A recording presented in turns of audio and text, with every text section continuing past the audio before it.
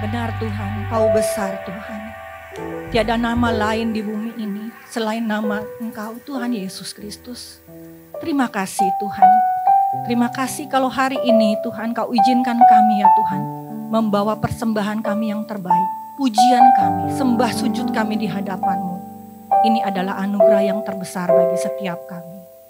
Tuhan, bila sebentar juga kami mendengarkan kebenaran firman, biarlah firman-Mu ini memerdekakan hidup setiap kami, menguatkan kami, bahkan membuat kami menjadi pemenang-pemenang-Mu ya Tuhan. Terima kasih Tuhan, urapi setiap kami anak-anak-Mu, juga hamba-Mu ya Tuhan. Biar pakai setiap kami ya Tuhan. Kau juga persiapkan setiap kami, untuk kami bersiap-siap ya Tuhan, menantikan kedatangan-Mu. Terima kasih Bapa, terima kasih. Hanya dalam nama Tuhan Yesus kami berdoa. Haleluya. Amin. Shalom. God is good all the time. All the time God is good. Ya, luar biasa, luar biasa. Haleluya, haleluya. Gak berasa ya, udah akhir tahun ya. Ya, cepet banget kayaknya ya. Toto udah Desember. Bentar lagi mau tahun baruan ya. Cepet sekali. Jadi tema kita bulan ini adalah prepare the way for the Lord. Kita mempersiapkan jalan bagi Tuhan. Ya, kita buka ayatnya yuk. Di Markus 1 ayatnya yang ketiga. Ya, ada suara orang yang berseru-seru di padang gurun. Persiapkan jalan untuk Tuhan, luruskanlah jalan baginya. Dia adalah seorang Yohanes Pembaptis. Waktu itu Tuhan belum datang. Dia sudah lahir tapi dia baru datang ke dunia. Tuhan datang pertama kali ke dunia sebagai seorang manusia. Kalau tadi pemimpin pujian berkata, betapa bahagianya kita. Dia yang adalah Tuhan mau datang loh. Mau datang sebagai apa? Sebagai manusia. Coba bayangin, kita aja kalau ketemu Pak Lurah aja mungkin ya, atau Pak Kapolsek mungkin ya, atau siapa gitu ya. Kayaknya udah bangga banget ya. Dia Tuhan. Mau datang sebagai apa? Sebagai kayak kita nih. Misalnya contohnya presiden mau datang sebagai rakyat seperti kita. Sama seperti kita, itu aja kita udah bangga banget. Bagaimana dia yang adalah Tuhan mau datang sebagai manusia. Untuk apa? Untuk setiap kita yang harusnya binasa diselamatkan. Benar? Benar ya. Di Yesaya 9 ayat 6. Yesaya 9 ayat 6. Sebab seorang anak telah lahir untuk kita, seorang putra telah diberikan untuk kita. Lambang pemerintahan di atas bahunya dan namanya disebut orang penasihat ajaib, Allah yang perkasa, Bapa yang kekal dan Raja damai. Jadi dia Allah, dia Bapa dan dia Raja. Amin. Jadi ada pujian yang berkata, seorang anak telah lahir untuk kita, seorang putera diberikan. Seorang putra raja yang dia adalah Tuhan diberikan untuk setiap kita. Ya, bukan kebetulan kalau bulan lalu dari Gereja Hope ini kita rombongan kita berziarah ke Tanah Perjanjian. Ya, kita punya kesempatan untuk berziarah. Saya mungkin gak bisa bawa oleh-oleh untuk semuanya. Yang saya bisa bawa oleh-oleh adalah gambar-gambar yang nanti akan saya tampilkan di sini. Supaya kita bisa sama-sama merasakan ziarah yang kita rasakan. Amin. Ya, jadi saya ke sana bisa tampilin mungkin fotonya. Ke gereja di tempat Tuhan Yesus dilahirkan. Namanya Nativity Church di kota Bethlehem. Nah, nanti kita lihat ya sama-sama. Waktu masuk ke gereja itu ya, saya cuma berkata, ada satu renungan dalam hati saya. Tuhan terima kasih Tuhan. Karena Engkaulah hadir. Karena Engkau mau lahir. Saya bisa seperti ini, bisa diselamatkan. Saya tidak menghadapi kekekalan api neraka. Tapi karena Tuhan kita diselamatkan. Kita mendapatkan kekekalan bersama Tuhan. Ya, jadi mungkin bisa ditampilin gambarnya. Ya, ini waktu di depan gerejanya ya. Nativity Church. Ya, di dalamnya kita masuk. Wah, antriannya panjang sekali. Panjang sekali. Nah, ini ada tempat bintang di mana Tuhan Yesus dilahirkan. Jadi boleh ya nanti ya, siapa tahu kita punya tabungan atau apa, punya keinginan berziarah. Punya keinginan untuk berziarah. Kita bisa napak tilas bagaimana kehidupan waktu Tuhan Yesus dilahirkan ke dunia ini. Amin. Amin. Dan tema kita bulan ini bisa ganti adalah prepare the way for the Lord. Waktu itu mempersiapkan jalan bagi Tuhan. Waktu itu messengernya adalah Yohanes Pembaptis. Ya, sebagai pembawa pesan kedatangan Tuhan itu adalah Yohanes Pembaptis. Dia berseru-seru.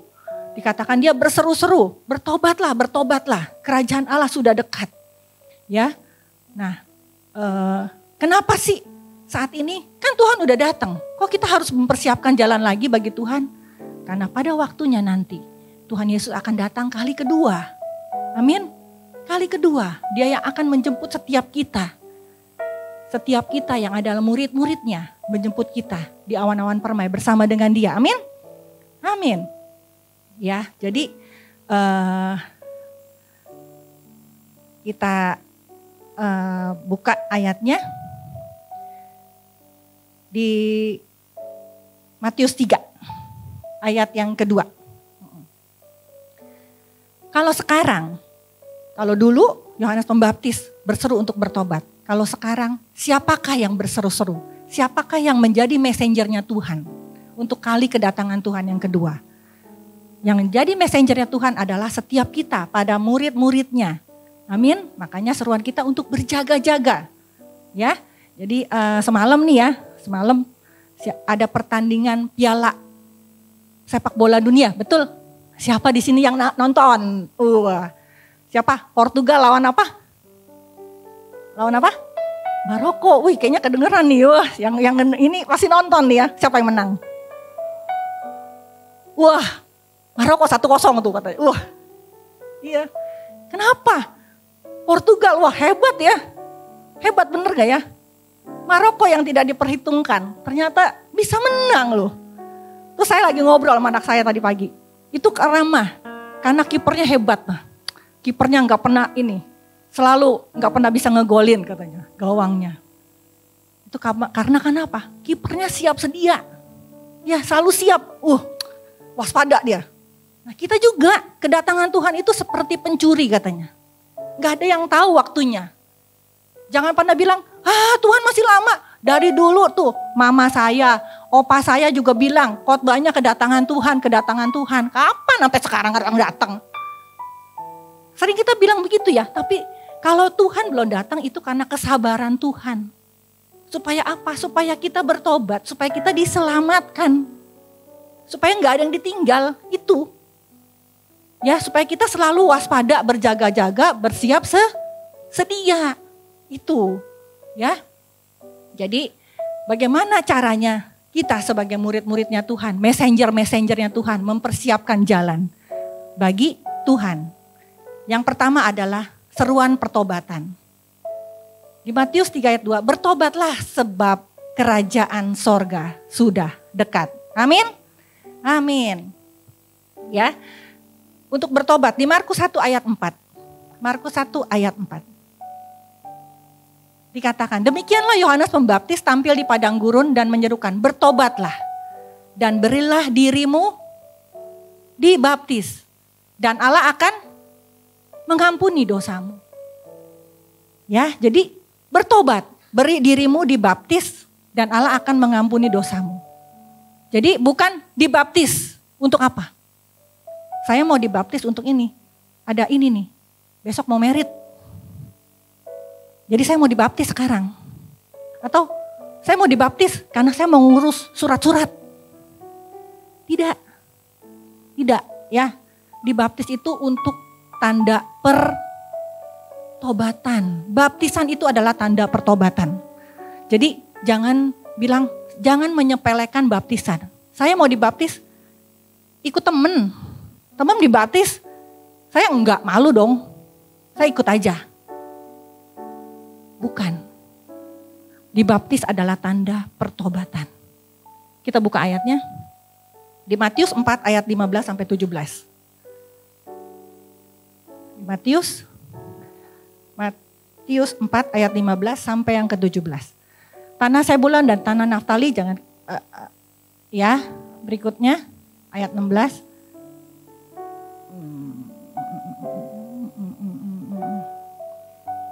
Tuhan Yesus aja. Mungkin kayaknya salah nih. Salah ayatnya ya, sebentar ya saya lihat. Seruan pertobatan. Baptisan adalah tanda pertobatan. Jadi Tuhan Yesus aja dibaptis waktu itu.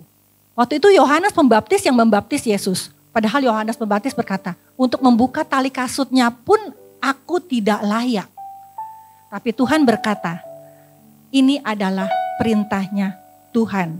Ya, jadi kalau misalnya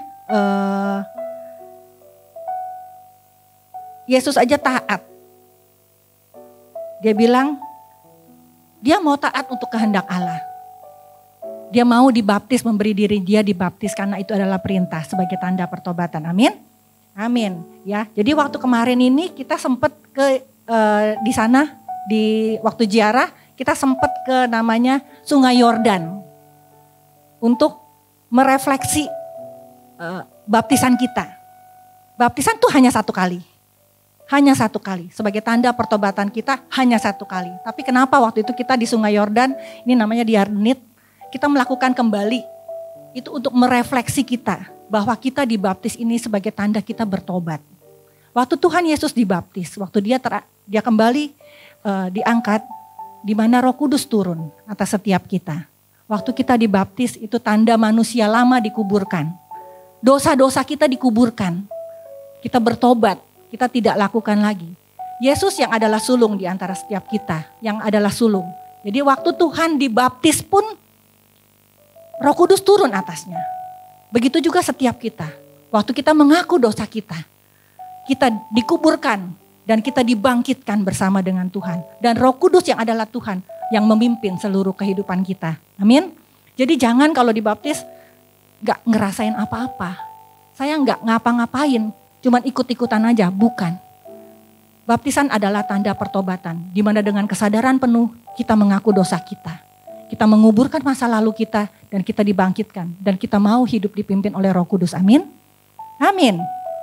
Ya, jadi ini salah satu yang bisa kita lihat di mana saudara-saudara kita bisa kembali mengalami, merefleksi baptisan di sana. Amin. Ya. Jadi di Lukas 3 ayat yang keempat dan kelima.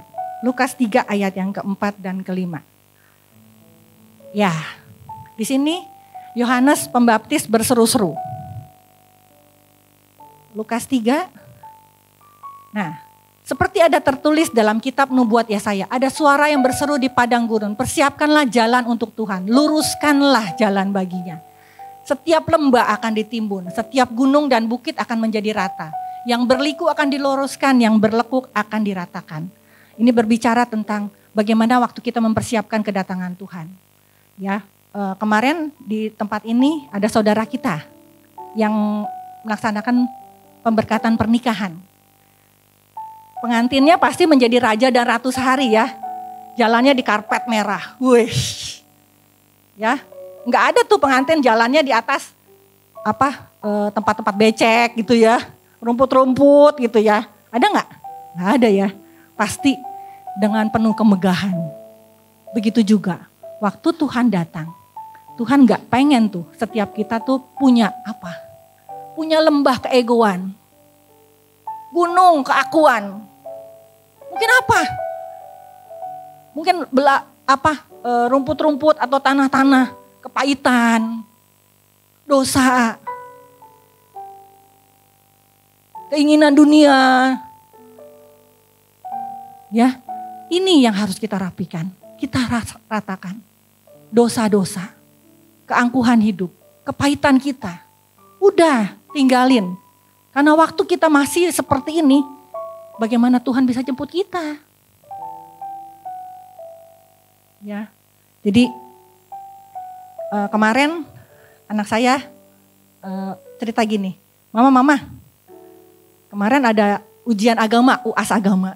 Terus temen saya ada yang nyontek mah. Oh, agama nyontek coba.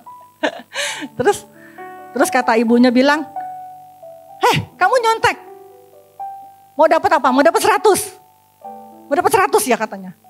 Pendeta aja nih jawab belum tentu dapat 100. Di situ tuh saya tuh ini ya, apa maksudnya? Itu teguran buat saya. Teguran buat saya. Waktu anak saya bilang gitu, oh iya ya. Iya ya. Kadang-kadang ya, kita kan hidup di dunia ya. Pasti godaan banyak ya, bener gak? Cobaan banyak. Saya sudah dibaptis Tuhan. Apakah waktu kita sudah dibaptis, kita tuh jadi manusia yang langsung jadi manusia yang kudus. Bleng, kudus gitu. 100% kudus. 100% tanpa cacat. Tanpa gagal. Tanpa salah. Bisa gak? Ada yang bisa di sini? Dapat 100 langsung. Iya. Waktu itu saya dengar gitu, saya langsung diem. Saya bilang iya ya. Waktu saya pernah dibaptis, saya tahu saya sudah dibaptis. Harusnya saya sudah tinggalin dosa saya. Saya benar-benar harus hidup dipimpin oleh Roh Kudus. Benar gak? Benar gak? Iya. Tapi makanya kenapa? Seruan pertobatan itu dari dulu sampai sekarang harus terus digaungkan.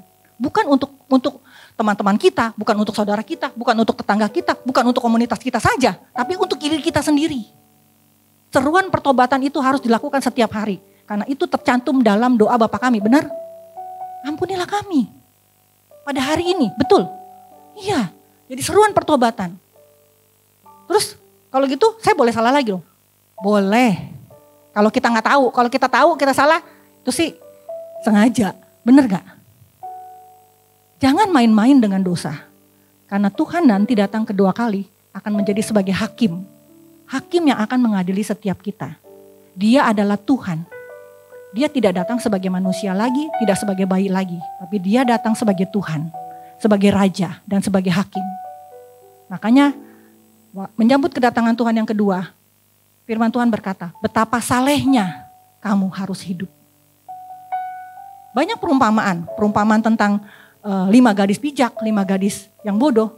Mungkin minggu kemarin Pak Hartanto sudah ceritakan.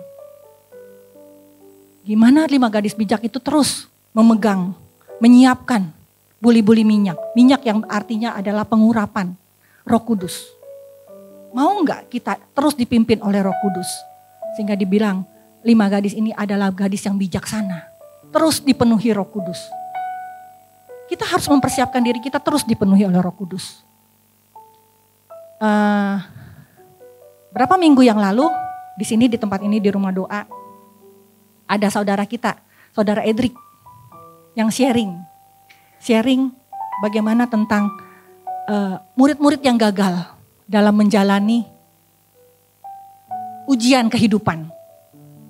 Ya. Waktu itu di Matius 27 ayat 3 sampai 5. Matius 27 ayat 3 sampai 5. Dia berbicara tentang siapa yang di sini yang tahu murid Yesus yang gagal siapa? Yudas tuh langsung kedengeran, Yudas. Wah, saya yakin di sini semua di tempat ini baca firman Tuhan setiap hari, amin. Amin. Buktinya tahu ya, pinter. Nah, Yudas. Jadi waktu itu Yudas menyerahkan Tuhan. Demi apa? Demi 30 keping perak.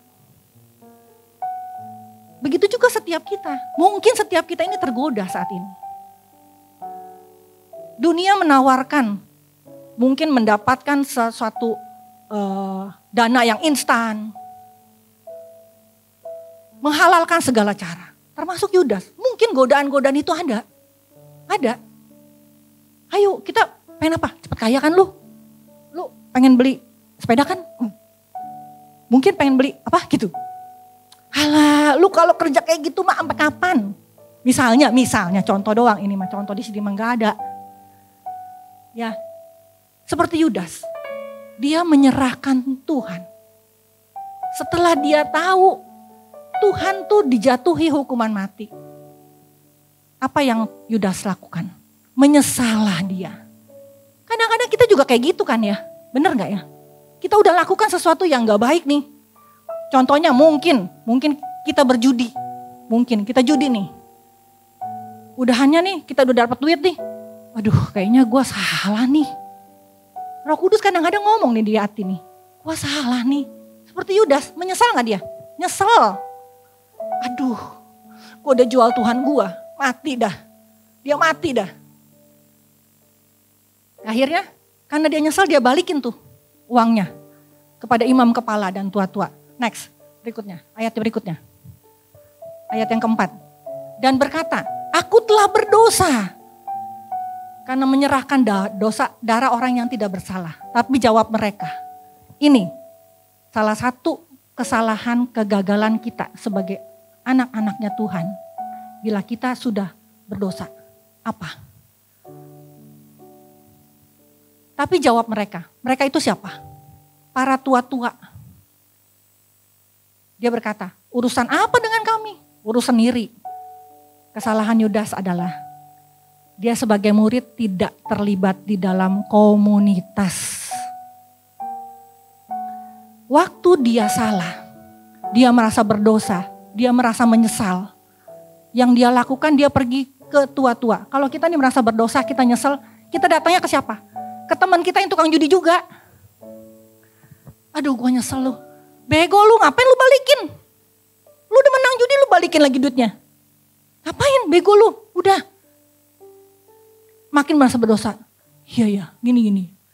Dia tidak berkomunitas di tempat komunitas yang benar. Komunitas rohani yang membangun. Next berikutnya, ayat berikutnya. Tapi karena Yudas merasa bersalah. Dia lemparkan uang perak itu, dia pergi ke situ dan menggantung diri. Ada berapa banyak dari kita hidup sendirian. Begitu kita berdosa, gak ada yang nolongin. Yang nolongin mungkin orang-orang dunia yang berkata, udah gak apa-apa. Itu mah dosanya sedikit. Lu kan gak bunuh orang kan? Mungkin orang dunia bilang gitu. Akhirnya dia makin terjerumus, akhirnya dia mati. Seperti kita mungkin kita biarin dosa yang kecil itu ada. Kita diamin, akhirnya roh kita mati. Betul? Roh kita mati. Kita gak peka lagi dengan Roh Kudus yang bilang, gak boleh itu dosa. Jangan lakukan. Benar? Nah kita lihat contoh yang kedua. Terima kasih Ko Edrik. Mana Ko Edrik? Terima kasih Ko Edrik. Ini ikut rumah doa makanya ya. Kita contoh yang kedua adalah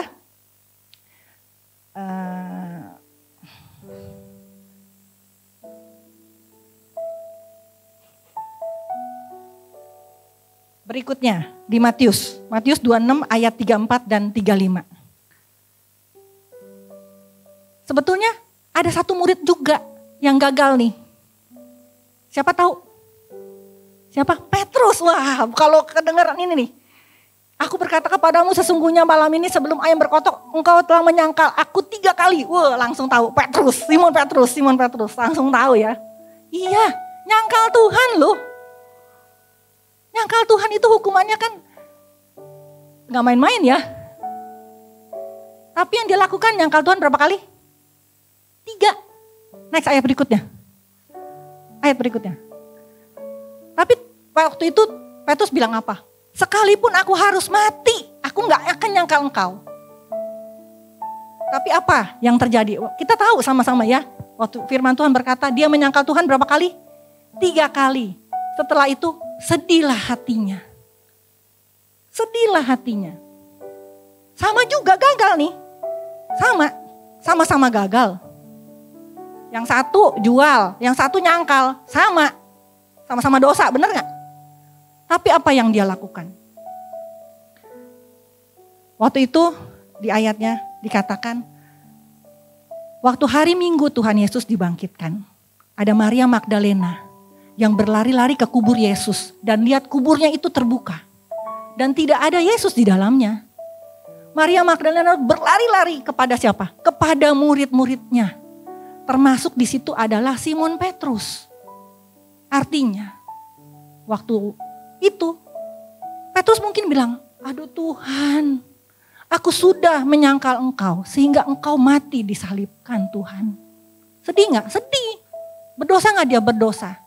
Tapi dia tetap kembali kepada komunitasnya. Waktu kita mungkin berbuat dosa. Kita berbuat salah. Manusia mungkin gak pernah gak berbuat salah. Bisa berbuat salah. Tapi dia kembali kepada komunitas yang benar. Komunitas di tempat ini ada yang namanya Life. Hayu bergabung dalam Life. Mungkin di sana ada, contohnya mungkin ada si Lukas. Yang berbicara. Petrus bilang, aduh Lukas, gue nih udah nyangkal Tuhan nih. Sampai gara-gara gue tuh Tuhan tuh disalib tuh. Merasa berdosa. Tapi Lukas bilang, udah kalau kamu sudah tahu ini dosa, jangan lakukan lagi. Minta ampun. Dia karena dia Allah yang adil dan setia. Yang akan mengampuni dan menyucikan engkau. Ada kekuatan. Waktu kita dalam komunitas, ada yang mensupport kita. Memberi kita, ayo jangan lakukan lagi. Ayo bangkit. Bangkit. Ya, dan apa yang terjadi? Waktu itu, Simon Petrus tuh bisa bangkit. Dan dikatakan, waktu dia bangkit, waktu Petrus dan Yohanes berkhotbah di bait suci, ada 5.000 orang pria yang bertobat. Amin. Waktu kita bisa bangkit, kita masuk dalam komunitas yang benar. Komunitas yang saling membangun, menegur akan kesalahan kita. Mendirect kita ke arah kebenaran. Percayalah, kita akan dipakai Tuhan dengan kuasa yang luar biasa. Amin. Kalau Petrus bisa menobatkan 5.000 orang, sekali dia berkhotbah, bagaimana dengan kita? Dan itu juga PR bagi saya. Ya. Jadi ada seruan pertobatan. Di sini tentang Petrus saya ada gambarnya. Waktu kemarin ziarah kita ke gereja ayam berkokok. Mungkin bisa ditampilin fotonya. Ke gereja ayam berkokok. Ya. Wah, ini dia nih. Mungkin kalau kita ke bawah lagi ada gambar ayam berkokoknya tuh. Ada gambar ayamnya di gereja itu di bawah. Ya. Nah, ini gerejanya ini tempat rumah Imam Kayafas. Rumah Imam Kayafas di mana Yesus ditangkap dan dipenjara di sana sebelum akhirnya disalibkan. Next, mungkin foto berikutnya. Foto berikut. Nah, ini tempat di mana penjaranya itu di rumah Imam Kayafas. Jadi penjaranya itu ada di bawah. Jadi Yesus itu digantung dan diturunin ke bawah pakai tali. Ya, next berikutnya. Nah, di bawah ini. Jadi dalam, turun ke bawah. Kita sekarang bisa turun. Dulu enggak pakai tali. Di tempat di mana Yesus dipenjara di rumah Imam Kayafas. Ya. Jadi ini sebagian yang kemarin kita pergi untuk ziarah, ya. Oke. Saudara tahu enggak? Siapa di sini yang punya yang bisa nyetir mobil atau motor? Banyak ya? Bisa ya? Kalau di kendaraan biasanya ada kaca spion. Tahu kan kaca spion? Kaca spion gunanya untuk apa? Hah? Ngelihat ke belakang, betul ya? Iya. Terus pernah nggak kita ya kalau nyetir tuh ngelihatnya kaca spion terus? Pernah nggak? Nggak pernah, kenapa? Nabrak, betul nggak? Begitu juga hidup kita. Begitu juga hidup kita. Jangan pernah bilang, Tuhan saya berdosa Tuhan. Tuhan bilang bertobat. Dan jangan ingat-ingat lagi. Dan jangan lakukan lagi, betul? Seperti juga kita mengendarai kendaraan. Kalau kita lihat ke belakang bicara dengan masa lalu. Masa lalu kita yang kelam, masa lalu kita yang jahat, masa lalu kita yang berdosa. Boleh lihat sekali-sekali, bener kan ya? Kalau kita nyetir lihatnya sekali-sekali kan kaca spion ya. Untuk apa? Untuk lihat nih. Begitu juga kita harus maju ke depan. Harus maju, lihat janji Tuhan. Lihat penyertaan Tuhan. Lihat kuasa Tuhan. Lihat siapa diri kita sehingga Tuhan mau pakai kita. Lihat, maju ke depan. Boleh gak lihat ke belakang? Boleh. Untuk apa? Dijadiin pengalaman. Bukan terus-terusan terpuruk dengan aduh gak move on gitu. Kayak si Yudas gak move on akhirnya bunuh diri. Bener gak ya? Tapi coba kita belajar seperti Petrus. Oke? Oke? Janji ya? Move on ya? Maju ya? Oke? Ya, oke. Yang kedua, jadi kalau kita dulu Yohanes Pembaptis berseru-seru untuk pertobatan. Kita pun sama. Seruan kita sebagai messengernya Tuhan adalah pertobatan. Yang pertama. Yang kedua adalah seruan keselamatan. Seruan keselamatan. Kita buka ayatnya di Kisah 4 ayat yang 12. Kisah 4. Dikatakan, dan keselamatan tidak ada di dalam siapapun juga selain di dalam Dia. Sebab di bawah kolong langit ini tidak ada nama lain yang diberikan kepada manusia yang olehnya kita dapat diselamatkan. Amin. Amin. Jadi waktu kita menyerukan. Artinya berseru apa? Meneriakkan dengan keras. Melakukan dengan semangat. Artinya kita harus melakukan ini, pertobatan. Melakukan apa? Keselamatan ini dengan sungguh-sungguh. Dan kita harus memberitakan, menyerukan kepada orang-orang yang mungkin belum kenal Tuhan. Ayo, di dalam kolong langit ini gak ada keselamatan, hanya dalam namanya. Kita buka ayatnya di Roma 10 ayat 9-10. Roma 10. Ya, sebab jika kamu mengaku dengan mulutmu bahwa Yesus adalah Tuhan dan percaya dalam hatimu bahwa Allah telah membangkitkan Dia dari antara orang mati, maka kamu akan diselamatkan. Amin. 10. Ayat 10. Karena dengan hati orang percaya dibenarkan, mulut orang mengaku diselamatkan. Jadi waktu kita menggaungkan, waktu kita menyerukan keselamatan, kita bertemu orang, ayo kita pimpin orang-orang ini. Untuk mereka mengaku, mereka bisa percaya. Caranya apa? Jadi contoh. Caranya jadi contoh dong kita.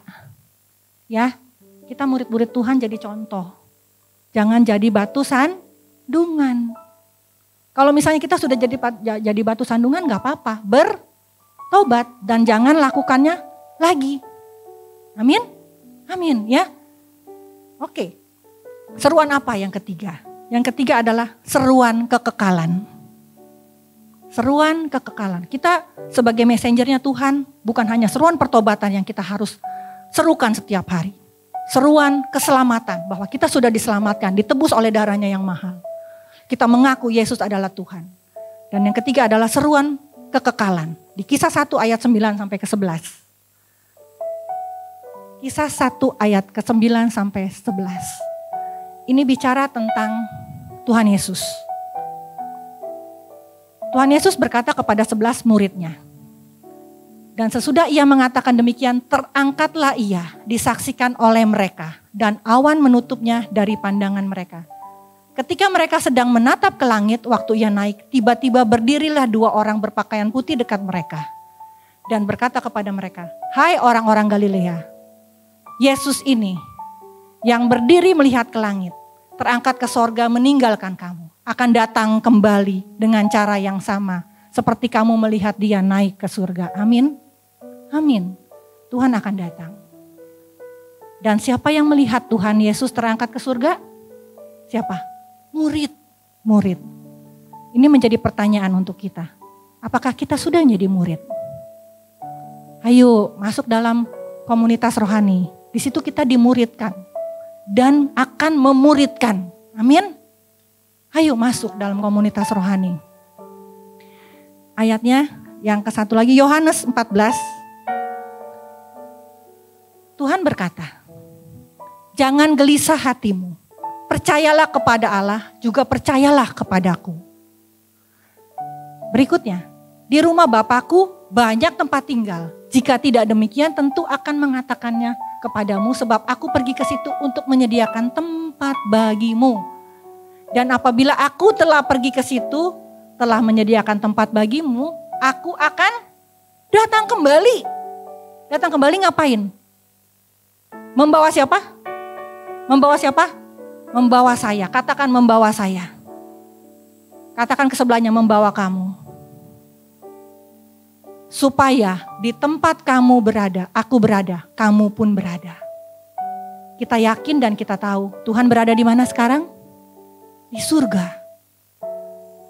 Ya, jangan ikut si Yudas. Dia fast track tuh. Fast track ke neraka. Bener gak? pastikan kita nanti di kekekalan. Kita berada di surga. Dan pastikan juga kita adalah murid-muridnya. Pastikan kita adalah murid-muridnya. Ya, murid-murid yang apa? Yang senantiasa menyerukan pertobatan. Dan pertobatan itu kita jalani setiap hari, amin. Menyerukan keselamatan. Karena tiada nama lain. Hanya dalam nama Tuhan Yesus kita diselamatkan, amin. Dan seruan kekekalan. Pastikan hidup kita kekal bersama Bapa di surga. Karena kenapa? Tuhan berkata, betapa salehnya kamu harus hidup. Waktu Tuhan datang akan sebagai hakim yang adil. Amin. Yuk, mari kita tundukkan kepala. Saya undang memusiknya. Jadi kesimpulannya ya, bagaimana kita mempersiapkan jalan untuk Tuhan. Tuhan Yesus pasti akan datang, pasti. Kalau Tuhan belum datang saat ini adalah kesempatan kita. Kesempatan kita bertobat untuk mendapatkan keselamatan, amin. Kesempatan kita untuk memperoleh hidup yang kekal. Jadi saat ini kita adalah sebagai messenger-messengernya Tuhan. Murid-muridnya Tuhan. Pastikan kita adalah murid. Katakan kanan kirinya, pastikan kamu murid. Dan pastikan kita masuk dalam komunitas yang benar. Katakan sebelahnya, masuk komunitas yang benar. Ya. Supaya apa? Supaya pertobatan itu terus ada dalam hati kita. Dan kita percaya seruan keselamatan. Bukan hanya kita yang diselamatkan, tapi jiwa-jiwa diselamatkan. Amin. Dan seruan kekekalan. Kita tahu pasti nanti kita kemana. 2 hari yang lalu, 3 hari yang lalu. Kalau misalnya ada jemaat-jemaat di sini yang dulu dari gereja yang masih di atas. Saya cuma mau mengumumkan salah satu rekan hamba Tuhan di tempat ini namanya Kobing, kalau tahu Kobing, itu sudah dipanggil Tuhan. Ya, ke rumah Bapak pulang. Tapi kita tahu dan kita percaya di mana dia berada sekarang. Dia berada bersama Bapak karena Bapak bilang dia sudah menyiapkan rumah. Pastikan setiap kita juga punya rumah di surga, amin. Ya, ayo kita nundukkan kepala. Tuhan, terima kasih. Kalau hari ini kami belajar, hamba-Mu juga belajar Tuhan. Kami adalah murid-murid-Mu, anak-anak-Mu ya Tuhan. Yang mempersiapkan jalan untuk kedatangan-Mu yang kali kedua Tuhan. Tuhan, biarlah setiap kami sebagai messenger-messengernya Tuhan, murid-murid-Mu Tuhan. Kami senantiasa menyerukan pertobatan. Dan pertobatan itu ada dalam hati setiap kami, hidup setiap kami. Dan orang boleh melihat Tuhan dalam kami Tuhan. Ampuni kami Tuhan. Mungkin kemarin-kemarin kami jadi batu sandungan bagi orang. Ampuni kami Tuhan. Kami mau terus ya Tuhan. Dikuduskan, dibenarkan Tuhan. Terima kasih Tuhan untuk karya keselamatan-Mu. Kalau Engkau mau lahir Tuhan. Karena kami tahu Tuhan, hanya di dalam nama-Mu kami ada keselamatan. Terima kasih Tuhan, terima kasih. Biarlah seruan keselamatan itu juga kami gaungkan untuk orang-orang di sekitar kami Tuhan. Karena kami tahu ya Tuhan, kami adalah messengernya Tuhan. Untuk di mana tempat kami berada, baik itu di keluarga kami, di kantor, di sekolah, dimanapun kami berada Tuhan. Orang boleh melihat Tuhan dalam kami. Tuhan, dan kami percaya ada seruan kekekalan. Karena kami tahu setelah kehidupan di dunia ini ada kekekalan bersama Engkau di surga. Kau sudah menyiapkan rumah untuk setiap kami. Kami tahu Tuhan, biarlah kami menjadi murid-murid-Mu yang pada saat Engkau datang kembali kali kedua, kami juga melihat Engkau kembali. Terima kasih ya Tuhan, terima kasih. Kiranya terpujilah nama-Mu dalam nama Tuhan Yesus. Amin. Oh iya, ada satu nih, hadiah terakhir, foto kapel kenaikan Tuhan Yesus. Masih bisa ditampilin gak? Nah terakhir nih, ada foto kapel kenaikan Tuhan Yesus. Nah ini adanya di Bukit Jaitun. Ini foto kapel kenaikan Tuhan Yesus. Berikutnya, nah ini ada relik di mana dipercaya inilah di mana tempat tapak kaki Tuhan Yesus di mana waktu dia naik ke surga. Ya. Ya, di sini ya kita sama-sama merefleksi, wah Tuhan kembali akan datang. Biarlah kita jadi orang-orang yang datang juga, amin. Yang menantikan Tuhan datang kali kedua, amin. Ya, ini tempat kapel kenaikan Tuhan Yesus. Ini reliknya, amin. Tuhan Yesus memberkati.